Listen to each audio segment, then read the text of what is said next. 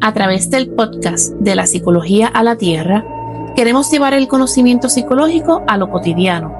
Te damos la bienvenida a este espacio para acompañarte en conexión con la naturaleza. Saludos, les damos la bienvenida y agradecidas de que estén aquí nuevamente con nosotros en nuestro podcast. En el día de hoy, como siempre, Nairimar y Karen. Hoy vamos a estar hablando sobre el tema del duelo, un tema, ¿verdad?, relevante que es importante que mantengamos, ¿verdad?, afinado en nuestro diario vivir.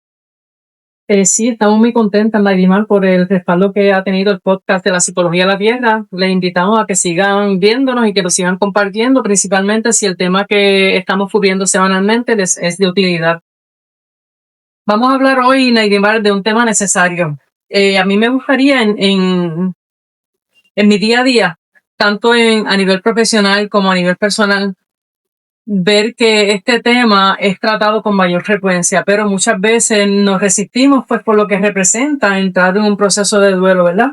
Hoy pretendemos explicar el proceso de duelo de una manera bien simple, pero con mucha compasión, porque el proceso de duelo duele. Y es algo que quiero hacer énfasis. Cuando digo que el proceso de duelo duele, es que duele a nivel físico, duele a nivel emocional, y cuando se piensa a futuro también puede generar dolor. Cuando hablamos sobre el proceso de duelo es bien importante, o más que esto, mira, yo quisiera hacer una invitación a la gente que nos está viendo, que saque un rato, en cualquier momento de la semana, coja una sillita y se vaya a su patio. Si no tiene patio, que planifique, se vaya a un parque, a estar en contacto con la naturaleza, porque preparándome precisamente para este podcast, afirmo que la naturaleza es el canvas que nos habla de manera bien transparente sobre el proceso de duelo. Cuando nosotros nos enfocamos en la naturaleza, podemos ver tantas cosas que nos incumben a nosotros los seres humanos, y dentro de esto, el tema de la vida y el tema de la muerte. Así que para mí pasa a ser la mejor escuela. Cuando hablamos del proceso de duelo, de una manera simple lo vamos a ver como un proceso de transformación en la naturaleza. Nosotros los seres humanos somos naturaleza, pues todo se transforma, ¿verdad? El proceso de duelo muchas veces la gente lo asocia con el fallecimiento de alguien, pero ese es solamente un tipo o una parte, ¿verdad?, del proceso de duelo, porque cuando hablamos de proceso de duelo hablamos de pérdidas significativas. Esto es un camino que le toca recorrer a la persona que experimenta la pérdida a través de diferentes fases, que es sumamente importante que las podamos entender para que no nos castiguemos en el proceso, para que validemos las emociones, para que no permitamos que sean esas emociones minimizadas, o para la gente que nos acompaña en los procesos de duelo, que sencillamente no minimicen esas emociones. Y cuando hablamos de pérdida significativa, mira, una persona puede tener un proceso de duelo porque perdió el trabajo. Y esto puede ser un trabajo que lleva ya mucho tiempo, 10, 15 años, como puede ser un trabajo recién conseguido.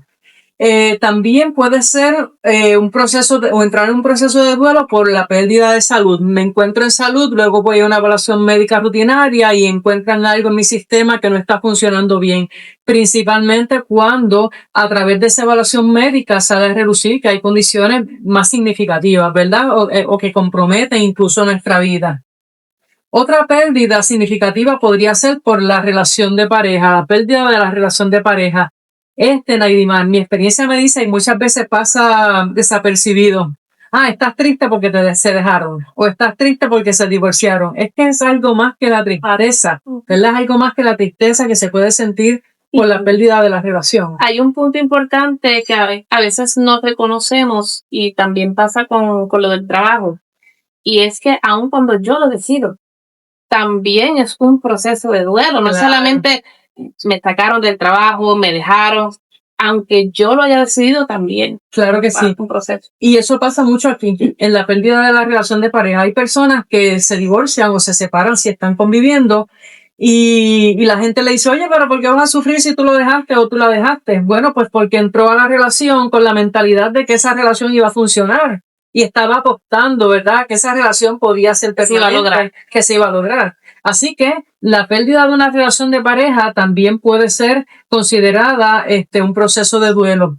Y mi experiencia profesional me dice que mientras más años dentro de la relación o a más tardía edad ocurre esto, más significativo, más dificultad puede tener la persona para poder completar el camino, ¿verdad?, del proceso de duelo. Hay otros asuntos también relacionados a lo que es la costumbre del día a día, las rutinas y todo se va complicando. Claro, enfermedades que van surgiendo. Claro. Otra pérdida significativa a la cual quiero hacer referencia es a la pérdida de mascotas. Hoy día las mascotas para mucha gente son parte de la familia y cuando una mascota enferma y fallece, tiende a crear una desfase, ¿verdad? Esa pérdida, una desfase dentro de ese núcleo familiar y se experimenta también como otro proceso de duelo. También tenemos el fallecimiento y no quiero dejar pasar sin considerar la migración. Cuando aquí en Puerto Rico tuvimos el huracán María, que hubo mucha migración, principalmente de una población joven, hijos e hijas saliendo para fuera de Puerto Rico buscando estudios para sus hijos, servicios médicos, trabajo, y sus padres se quedaron acá en Puerto Rico, padres y madres. Ese papá y mamá sufrió el proceso de duelo y los que se fueron sufrieron el proceso de duelo por salir, ¿verdad? Tener que salir de la isla, pues porque la isla no proveía en ese momento salud y seguridad básicamente en nada. En los procesos de duelo voy a seguir abundando un poquito aquí. Un dato que es bien importante a considerar es que el proceso de duelo no es enfermedad. Por lo tanto, no se medica. No se patologiza. No se medica, obviamente no es considerado una enfermedad. Hay gente que dice, oye, pero si la persona está tomando antidepresivos, bueno, pues se va a tomar los antidepresivos porque tenía una condición persistente que se diera el duelo. Si está sufriendo de ansiedad, pues posiblemente van a medicar la ansiedad, aunque hay otras herramientas tanto para la depresión como para la ansiedad, pero no es que le van a medicar porque se le murió alguien, o porque se separó, o porque el hijo se fue de la casa. ¿Está bien? Entonces, el proceso de duelo no actúa de manera lineal. Si actuara de manera lineal, la persona pasaría de la fase 1 a la 2, de la 2 a la 3 y de la 3 a la 4. Y ahí podríamos decir que concluye. El proceso de duelo no es lineal y va a depender de si es un proceso de duelo anticipado o si es un proceso de duelo de golpe, no esperado, ¿verdad? Cuando el proceso de duelo es anticipado, se me ocurre pensar, por ejemplo, en un diagnóstico. Te dicen que tu mamá tiene cáncer y el diagnóstico es reciente, pero mamá sigue viva.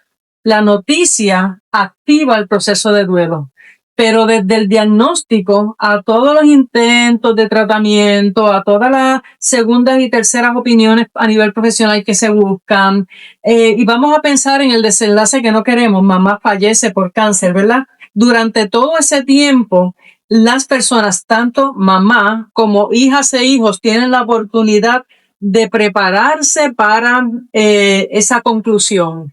La gente dice, es que nadie se prepara para esto. Bueno, prepararse no significa que no vas a sufrir.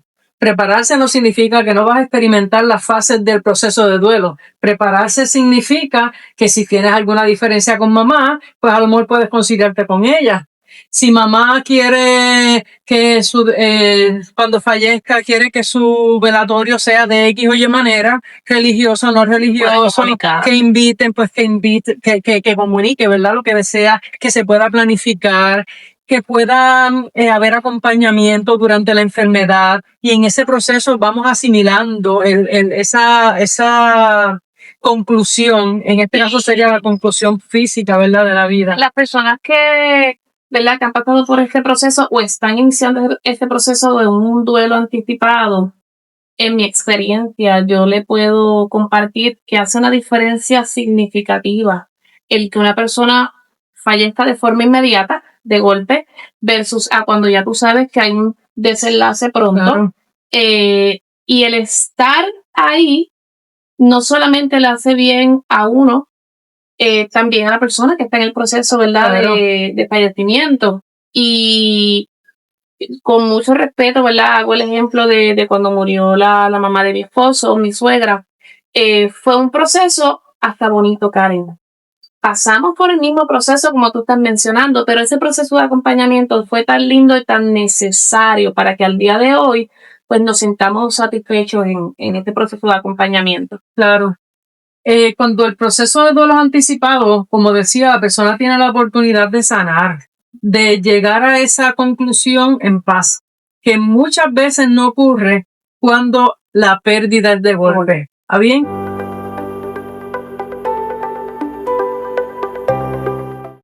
Al igual que en el tema de la muerte, algo similar pasa en las relaciones de pareja. A veces las relaciones de pareja están con muchas diferencias, discusiones frecuentes, buscan terapia, buscan ayuda a veces espiritual, se dejan, vuelven, se dejan, vuelven. Ese proceso podríamos considerarlo el proceso de duelo. O sea, las personas están experimentando el proceso de duelo sin que se dé la pérdida. ¿Está bien? Por eso es sumamente importante que se entienda esto, porque en muchas ocasiones decimos que tenemos problemas de pareja, ¿verdad? Y es una cosa muy distinta al tener problemas de pareja a sentirnos que estamos sufriendo, que nos sentimos tristes porque nuestra relación de pareja no va bien y existe la posibilidad de que concluya. ¿Está bien? Entonces, el proceso de duelo anticipado nos permite vivirlo antes del resultado, ¿verdad? En este caso, fallecimiento, separación, pérdida de trabajo, etcétera. Pero cuando el proceso de duelo se activa por una pérdida de golpe, un accidente, tu pareja salió a trabajar y no llegó porque falleció en el camino,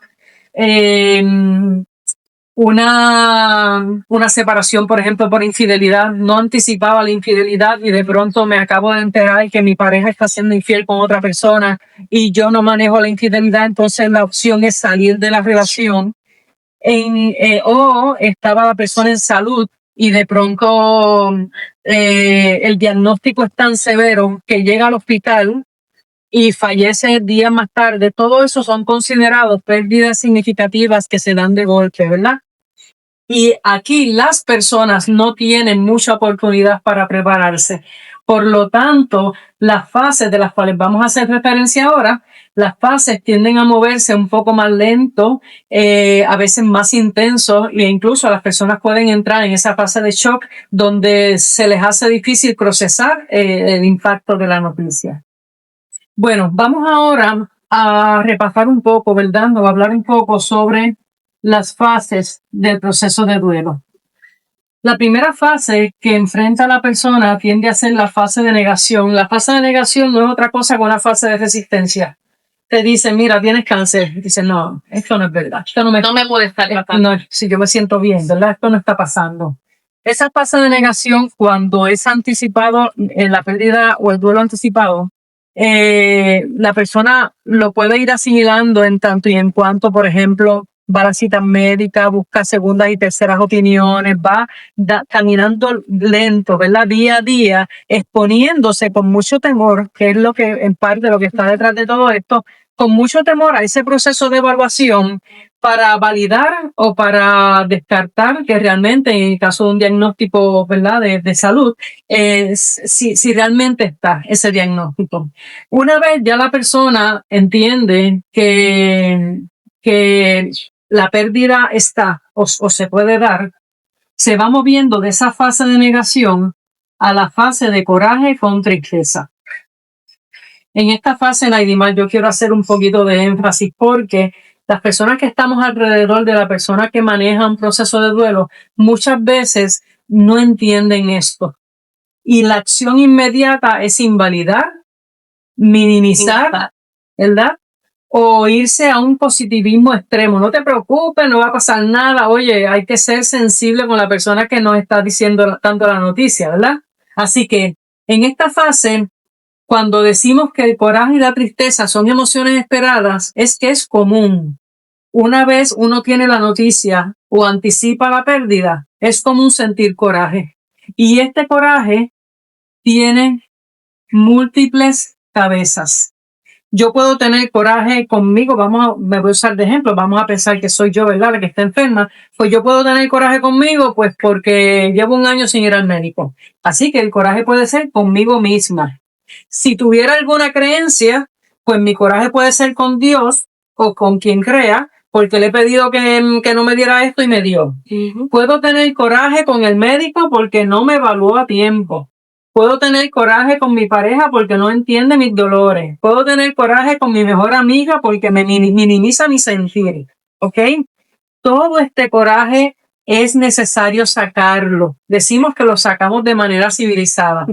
¿Qué quiere decir esto? Pues mira, si tengo coraje con mi mejor amiga, pues le voy a decir, oye, me siento no comprendida por ti. Tú sientes que estos son changuerías, realmente mira lo que dice, ¿verdad?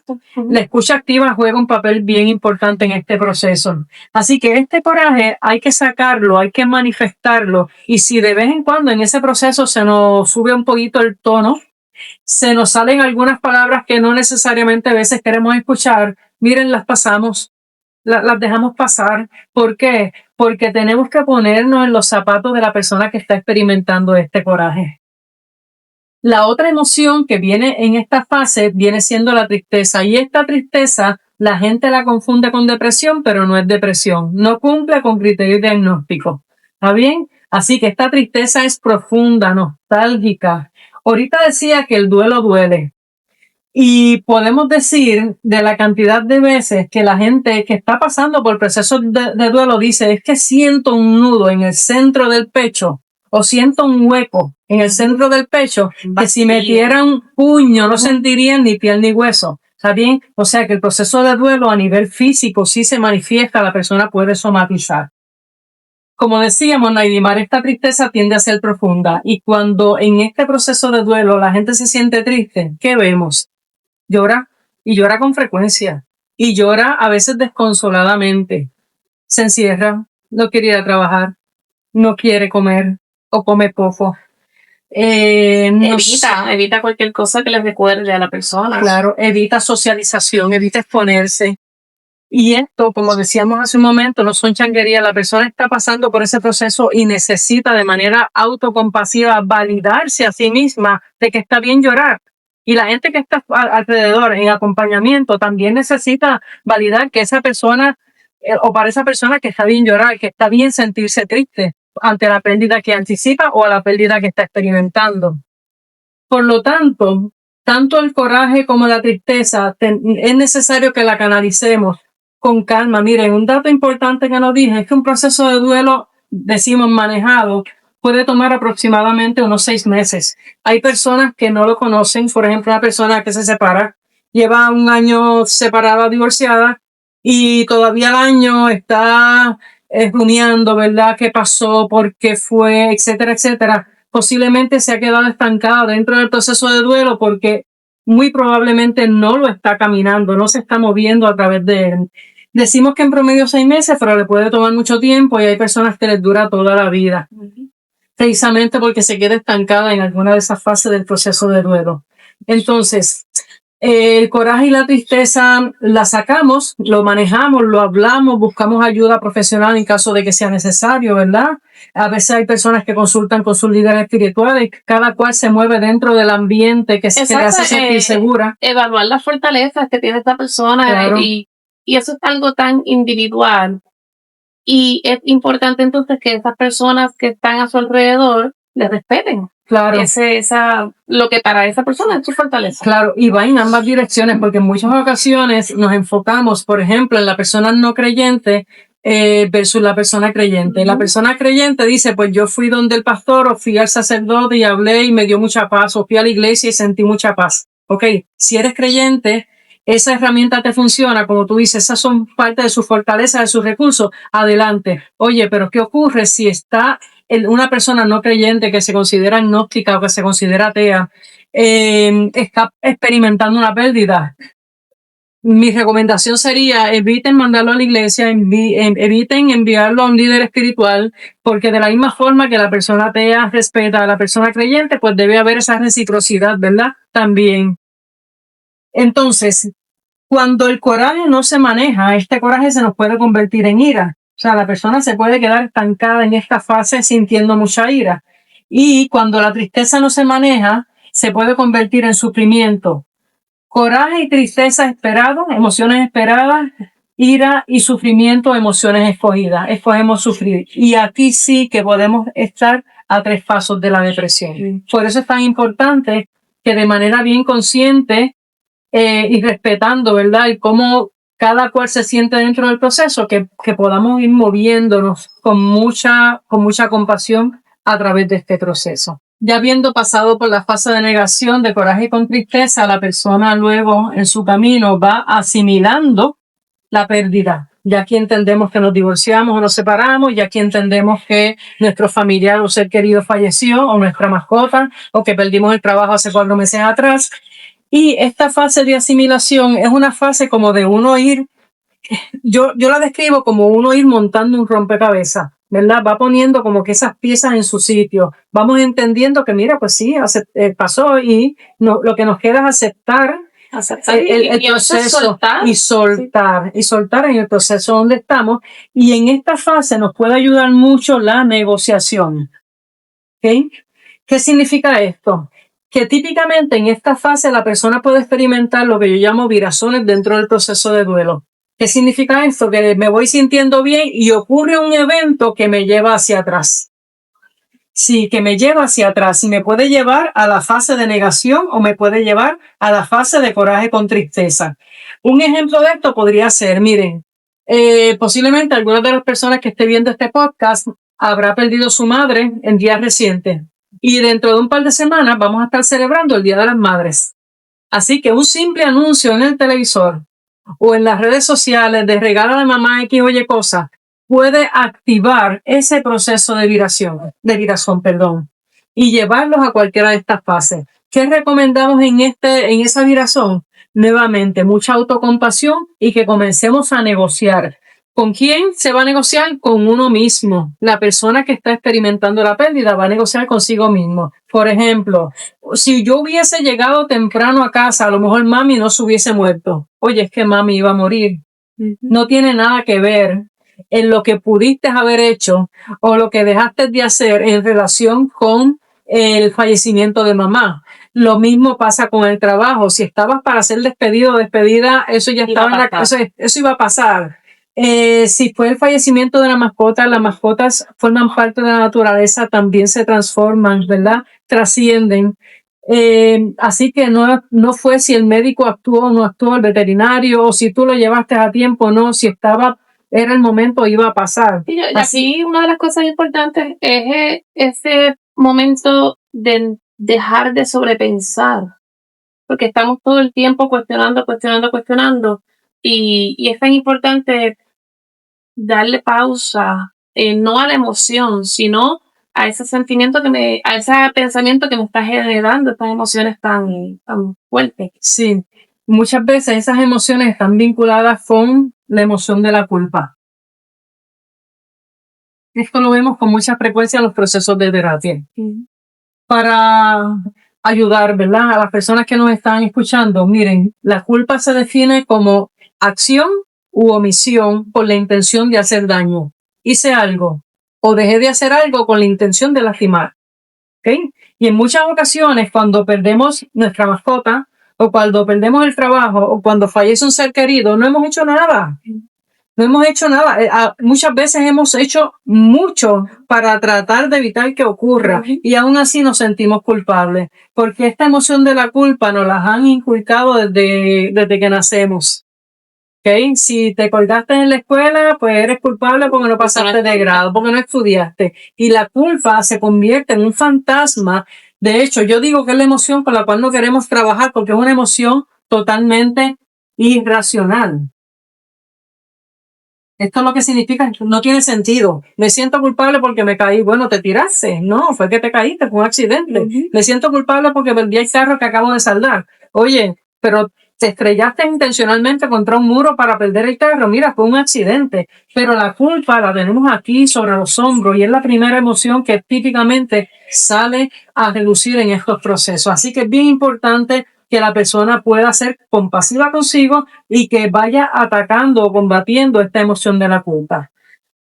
En esta virazón no decimos que ocurre una virazón, sino que ocurren varias virazones. Puede ser por el Día de las Madres, puede ser el cumpleaños de mami, puede ser una señora que me acuerda a mami, puede ser el perfume que usaba mami. O sea, todos esos eventos pueden provocar esos pasos hacia atrás, pero es bien importante, si usamos la negociación, podemos ayudarnos a revertir esta virazón y seguir avanzando dentro de nuestro proceso de duelo hasta la última fase, que pasa a ser la fase de la aceptación.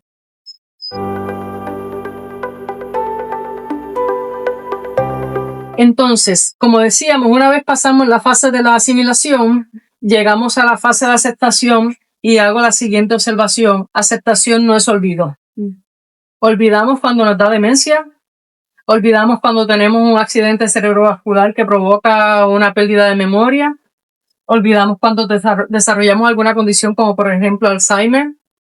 El proceso de duelo no está para que la persona entienda que tiene que olvidar la pérdida. La pérdida la vamos a recordar mientras tengamos memoria, ¿ok? El proceso de aceptación lo que significa es una fase de rediseño. Entendiendo que las cosas no van a ser como antes, pero que van a estar bien. Y podemos trabajar para que estén bien. Esa fase de rediseño es que ya aquí estoy viendo la pérdida como algo que me ocurrió, algo que lloré, algo por lo cual sentí coraje, algo que me cuestioné, algo que fui asimilando y ya lo recuerdo en muchas ocasiones con alegría, con gratitud, con esperanza, ¿verdad? Y aquí la persona, por ejemplo, cuando hablamos de pérdidas físicas, que puede ser por separación o por fallecimiento, pues la persona dice, es que yo me iba todos los sábados con mami al shopping. Bueno, pues a lo mejor ahora me voy con mi perrita al shopping, o me voy con mi mejor amiga a comer, o hago alguna otra actividad, no para mí, o me voy sola, para entender que también está bien estar sola, ¿está bien? Pero es como ir llenando u ocupando unos espacios o integrando a la vida otras actividades que también me hagan sentir bien y que me siga afirmando pues que la vida va a continuar, ¿verdad?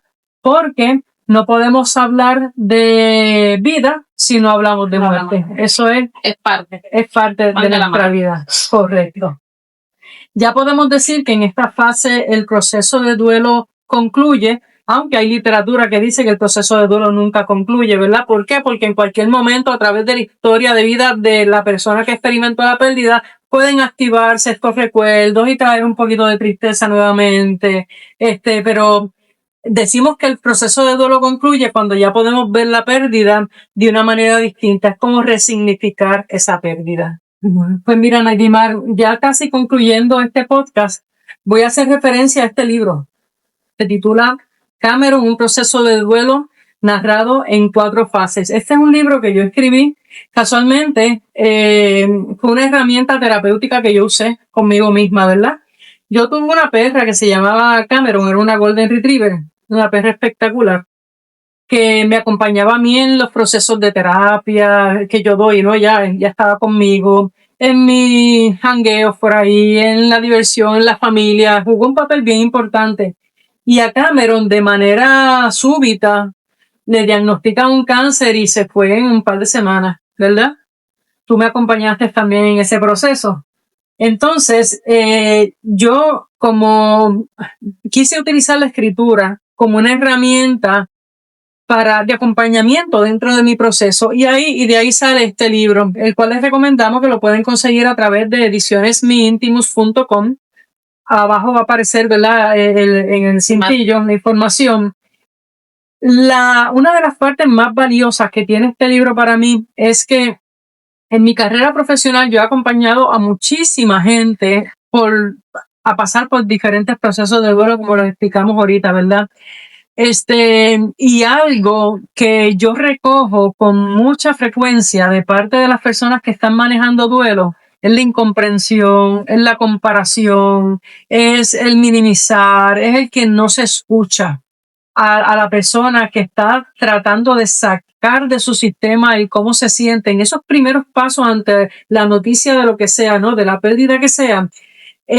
La persona puede experimentar un dolor emocional bien profundo y no es nada saludable que cuando se da el permiso para destapar, ¿verdad? Para sacar esa emoción, que la persona que está escuchando lo resuelva con no te preocupes que no va a pasar nada, ya tú vas a ver que va a estar bien. O una de las cosas que veo con frecuencia son las comparaciones. Es como si yo le dijera a Naidimar, se me murió Cameron, y Naidimar dice, ay, mija, lo mucho que yo sufrí cuando se me murió Pepita. Y empieza Naidimar a hablar de Pepita y yo estaba tratando de hablar, ¿verdad?, de mi propio proceso de duelo. Así que, más que todo, lo que proyectamos en este libro es la invitación a la escucha activa, cerrar boca y abrir oídos, y darle la oportunidad a la persona que está experimentando el duelo a que pueda sacar a su ritmo, no al de uno, a su ritmo, a su paso, esas emociones tan intensas que se experimentan poquito a poquito, sin forzar nada. Este libro, cuando tuve la oportunidad de leerlo, y se lo he dicho a cada persona, ¿verdad?, que a quien se lo he recomendado, es muy sencillo de leer, no tiene un vocabulario rebuscado. Es una parte de Karen muy ella, igual, ¿verdad?, de como ustedes ven que ella habla aquí en el podcast. Y que también ayuda, porque lo he observado en estos procesos donde a veces los padres no saben cómo manejar el tema con los niños. El tema de la muerte. Y le puede dar herramientas también a las familias para manejar este tema. Y de igual le hago la invitación a muchos padres y cuidadores, no quiten la figura del niño en estos procesos de duelo. Muchas veces los niños incluso lo manejan de una forma hasta mejor que un adulto. Lo he visto, o sea, y lo he podido trabajar en procesos terapéuticos donde hay niños que han tenido unas pérdidas que se pueden establecer como traumáticas. Y sin embargo, tienen unas fortalezas de creer en ellos mismos, en que puedo pasar por este proceso. Claro está, todo depende también de lo que ellos hayan aprendido y de esas ideas que puedan haber en sus cabecitas. Pero ese proceso de culpa que mencionaste, muchas veces los nenes no tienen esa carga de la misma manera, los corajes, así que no evitemos que nuestros niños también pasen por este proceso, y entiendo que el libro es excelente para poder ir comprendiendo cada una de las etapas. El tema de la muerte es un tema que muchas madres y padres huyen, trabajar con los menores. Es como si incapacitaran a los menores de tener o desarrollar herramientas emocionales para poder entender la muerte como lo que es un proceso de vida, ¿verdad? Así que nuestra invitación es que sea un tema a hablar.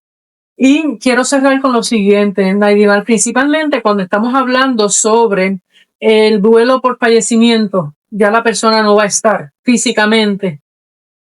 En muchas ocasiones nos reunimos pues para llorar la pérdida. Y nos volvemos a reunir y volvemos y lloramos la pérdida. Y hemos dicho, sacar la tristeza es importante, pero también vale la pena separar un espacio para celebrar la vida. ¿Okay? No prolongar esa tristeza, no convertirlo en sufrimiento, sino lograr identificar lo positivo, lo bonito y pasarla bien, porque no dejamos de haber personas aquí que queremos compartir y tener un ambiente saludable. Claro. Escoja un símbolo si le viene bien, para recordar a la persona que ya no va a estar. Escriba un libro para recordar el que ya no va a estar. Hable con la familia y celebre la vida. Busquen aquellas cosas que a esa persona le gustaba y hagan una reunión solamente para contar anécdotas, para reírnos, aunque lloremos también en el proceso. Así mismo. Y no olvidemos las plantas. Yo creo que uno de los primeros procesos en los que yo llevé una planta al proceso terapéutico fue precisamente a un proceso de duelo, donde estaba esta joven que su abuela había fallecido. Y a mí se me ocurre preguntarle, ¿qué te acuerda tu abuela? Es que en casa de mi abuela hay muchas de unas plantitas, así. Yo le dije, tráela. Y ella la trajo, yo rogando que la planta pues sobreviviera a llegar a mí. Era orégano brujo, así que sobrevivió. Y ese proceso de sembrar la plantita, de que entonces la joven pudiera tener la planta en su hogar y de momento ver cómo aquello creció, ella sintió que llegó entonces a ese acuerdo. Físicamente no la tengo, pero tengo algo que la representa, que era importante para ella, y yo lo estoy cuidando. Así que de esa manera también podemos integrarlo. Claro que sí. Como les dijimos en un principio, la naturaleza es el canvas que nos habla sobre la vida y sobre la muerte. Cuando nos sintamos en momentos así de fragilidad, de tristeza, porque estamos acordando un ser querido, nuestra invitación es visiten la naturaleza con mucha calma y con mucha paz y esperen su respuesta. Muchísimas gracias por, ¿verdad?, acompañarnos en este podcast. Como dijo Karen al inicio, les exhortamos a que nos sigan a través de las diferentes redes sociales, ya sea a través de YouTube, TikTok y también a través de Facebook e Instagram. Tienen nuestros números de teléfono, correo electrónico, así que muchísimas gracias por este tiempo. Hasta la próxima.